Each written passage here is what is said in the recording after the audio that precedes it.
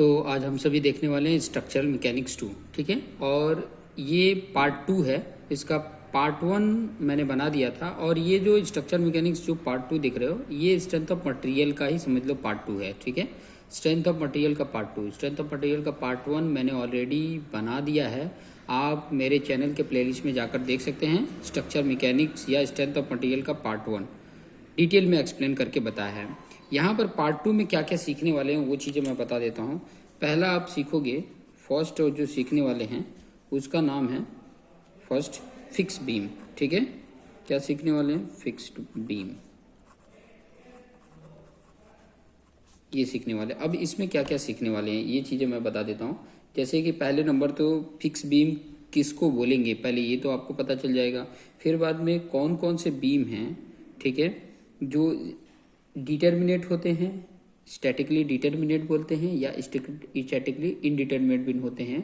वो चीज़ें मैं पहले बताऊंगा, तभी आप ये कैटेगराइज कर पाओगे कि ये फिक्स बीम को अलग से सॉल्व क्यों करते हैं। क्योंकि इसके आपको फाइंड आउट करने के लिए आएंगे एसएफडी एंड बीएमडी। ठीक है, तो एसएफडी बीएमडी तो मैंने ऑलरेडी आपको सिखा भी दिया है। ठीक है, लेकिन जब फिक्स बीम आ जाता है तो उसका एसएफडी बीएमडी किस तरीके से सॉल्व किया जाता है वो भी टेक्निक आपको इसमें देखने को मिलेगा। ठीक है, एसएफडी मतलब shear force diagram and BMD मतलब बेंडिंग मोमेंट डायग्राम, इसका आपको देखने को मिल जाएगा। दूसरा जो आपको चैप्टर सीखने को मिलेगा वो है slope and deflection. Slope and deflection, ठीक है, स्लोप एंड डिफ्लेक्शन आपको सीखने को मिलेगा। स्लोप एंड डिफ्लेक्शन का मतलब ये होता है कि जब बीम है, ठीक है, कोई भी टाइप का बीम है, उसके ऊपर लोड लग रहे हैं तो उसके अंदर डिफ्लेक्शन कितना आएगा, स्लोप कितना आएगा। स्लोप का मतलब कितने एंगल वो डिफ्लेक्ट होगा, और डिफ्लेक्शन मतलब डिस्टेंस कितना हो रहा है। ठीक है, कितने डिस्टेंस मतलब इस लेवल पे था और कितने लेवल मतलब डाउनवर्ड आ सकता है, तो वो डिस्टेंस बताता है, वर्टिकल डिस्टेंस बताएगा। तो ये डिफ्लेक्शन है। तो इसमें भी बहुत सारे अलग अलग बीम को लेकर उसके हम चीज़ों को फाइंड आउट करके देखेंगे। साथ साथ में आप रेडियस ऑफ कर्वेचर भी देखोगे कि रेडियस ऑफ कर्वेचर उसमें क्या होता है, फ्लेक्चरल रिजिडिटी क्या होती है, ये सारे कुछ आपको देखने को मिल जाएगा। ठीक है, थर्ड चैप्टर जो आप सीखोगे वो है continuous beam. Continuous beam, continuous beam जैसे यहाँ पे फिक्स बीम है वैसे यहाँ पे कंटिन्यूअस बीम है। ठीक है, ये देखो, ये जो फिक्स बीम है वो अभी मैं बता देता हूँ, स्टैटिकली इनडिटर्मिनेट बीम होता है। ये कंटिन्यूअस बीम भी स्टैटिकली इनडिटर्मिनेट बीम होता है। एक और बीम होता है प्रॉप्ड कैंटिलीवर, वो भी स्टैटिकली इनडिटर्मिनेट बीम होता है। तो उनको एसएफडी बीएमडी फाइंड आउट करने के लिए, उनके जो अननोन रिएक्शन है उनको फाइंड आउट करने के लिए हमें एक अदर जो हमारे स्टैटिकली इक्विलिब्रियम कंडीशन के अलावा कुछ और कंडीशन अप्लाई करने पड़ते हैं, और उन कंडीशन को बोला जाता है कंपैटिबिलिटी इक्वेशन। हालांकि ऑलरेडी मैंने स्ट्रेंथ ऑफ मटेरियल का जब मैंने एसएफडी बीएमडी स्टार्ट किया था तो उसमें मैंने सिखाया है, जो सेपरेट ईएससी लेवल का मैंने जो सिखा रहा हूँ उसमें है। ये आपके यूनिवर्सिटी लेवल का है। ठीक है, और कुछ है वो जो कॉम्पिटिटिव एग्जाम जैसे कि यूपीएससी लेवल का एग्जाम है उसके लिए मैंने अलग से बना के रखा है। ठीक है, वो मेरे प्लेलिस्ट पे अवेलेबल है और टोटली फ्री है। ठीक है, टोटली क्या है, फ्री है। तो कंटिन्यूअस बीम है, इसके भी एसएफडी बीएमडी आपको फाइंड आउट करने पड़ेंगे। और कंटिन्यूअस बीम को दो तरीके से इसके एसएफडी बीएमडी फाइंड आउट करते हैं। एक तो यहाँ पर आपको सीखने को मिल जाएगा क्लैपियरेंस मेथड। ठीक है, ये वाला क्लैपियरेंस मेथड। ठीक है, यहाँ पर क्लैपियरेंस मेथड आप सीखोगे। और दूसरा इसी कंटिन्यूअस बीम का यहाँ पर सीखोगे मोमेंट डिस्ट्रीब्यूशन मेथड। चैप्टर का नाम ही रख दिया मोमेंट डिस्ट्रीब्यूशन मेथड, शॉर्ट में इसको बोला जाता है एमडीएम। ठीक है, एमडीएम मेथड है। देखो यहाँ पे क्लैपियरेंस मेथड दिखोगे, यहाँ पे मोमेंट डिस्ट्रीब्यूशन मेथड दिखोगे। ये एक ही यूनिट है, ये दोनों जो है वो एक ही यूनिट है। मान लो ये थर्ड यूनिट है, ये सेकेंड यूनिट है, और ये फर्स्ट यूनिट है। ठीक है, ये कंटिन्यूअस बीम के ही क्लैपियरेंस मेथड से भी सॉल्व कर सकते हैं और एमडीएम मेथड से भी सॉल्व कर सकते हैं।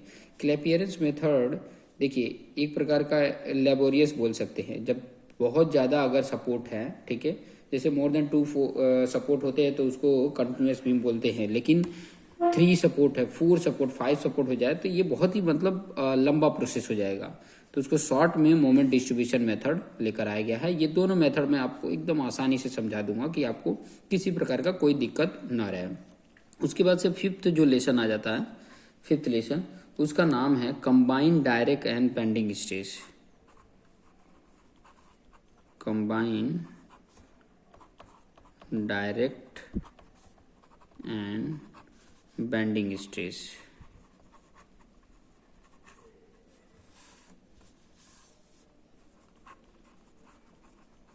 स्ट्रेसेस, ठीक है, ये चीज़ें सीखोगे। अब ये जो चैप्टर है कंबाइंड डायरेक्ट और बेंडिंग स्ट्रेस, इसमें तो सबसे पहले तो जो इसेंट्रिक लोड क्या होता है वो फाइंड आउट करोगे, फिर एक्सियल लोड इसेंट्रिक लोड में डिफरेंस क्या है वो चीज़ें भी आपको देखने को मिल जाएगा।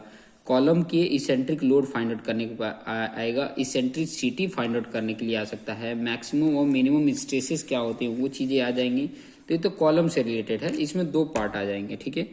एक पार्ट में आप कॉलम सीखोगे और दूसरे पार्ट में आप डैम्स हो गए एंड रिटेनिंग वॉल सीखोगे। बहुत ही अच्छा तरीके से आप सीख सकते हो, ठीक है। कि जो combine direct and bending stresses है उसमें कॉलम का आप देखोगे और डैम्स एंड रिटेनिंग वॉल से रिलेटेड आप सीखोगे। बड़ी आसान, बहुत सिंपल तरीके से, बहुत ईजी तरीके से आपको समझा दूंगा कि ताकि आपके दिमाग में बैठ जाए। फिर लास्ट लेसन इसमें आपको देखने को मिलेगा, उसका नाम है, हालांकि इसके ऊपर भी मैंने ऑलरेडी एक प्लेलिस्ट बना के रखा है, प्रिंसिपल स्ट्रेसेस। डिटेल में उसको एक्सप्लेन करके बताया है, यहाँ पर आपके यूनिवर्सिटी लेवल पे ही बताऊँगा, ज़्यादा मतलब डीप में नहीं लेके जाऊँगा, क्योंकि बहुत ज़्यादा डीप में लेके जाएंगे ना तो फिर आपको समझ में नहीं आएगा। Principal stresses and principal plane, ठीक है, ये चैप्टर का नाम है, ठीक है।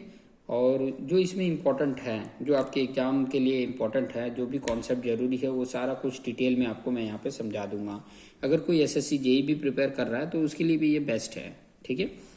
तो ये इतना अच्छे तरीके से अगर प्रिपेयर कर लेगा, अच्छे तरीके से खुद से आ जाए, इस तरीके से प्रिपेयर कर लेगा तो आसानी से आ सकता है। तो ये था चैप्टर का ओवरव्यू, जो कुछ भी आपको इसमें पढ़ना है वो चैप्टर का ओवरव्यू बता दिया, ठीक है।